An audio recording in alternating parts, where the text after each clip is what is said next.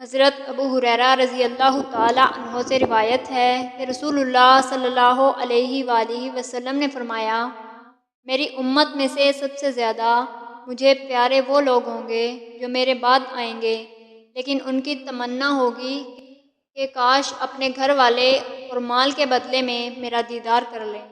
صحیح مسلم حدیث نمبر 7145۔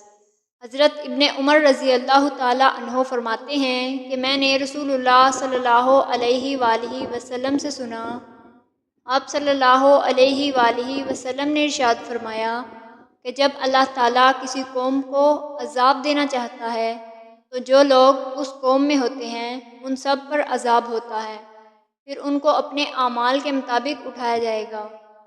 صحیح مسلم حدیث نمبر 7234۔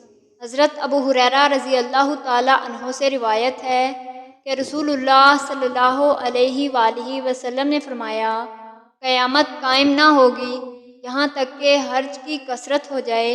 صحابہ کرام رضی اللہ تعالیٰ عنہ نے عرض کیا، اے اللہ کے رسول صلی اللہ علیہ وآلہ وسلم، حرج کیا ہے؟ آپ صلی اللہ علیہ وآلہ وسلم نے فرمایا، حرج قتل کی کثرت ہے۔ صحیح مسلم حدیث نمبر 7257۔ حضرت جابر بن عبداللہ رضی اللہ تعالیٰ عنہ سے روایت ہے کہ میں نے رسول اللہ صلی اللہ علیہ وآلہ وسلم سے آپ صلی اللہ علیہ وآلہ وسلم کی وفات سے 3 دن پہلے سنا۔ آپ صلی اللہ علیہ وآلہ وسلم نے فرمایا، تم میں سے کوئی اس وقت تک نہ مرے جب تک کہ وہ اللہ عزوجل کے ساتھ اچھا گمان نہ رکھتا ہو۔ صحیح مسلم حدیث نمبر 7231۔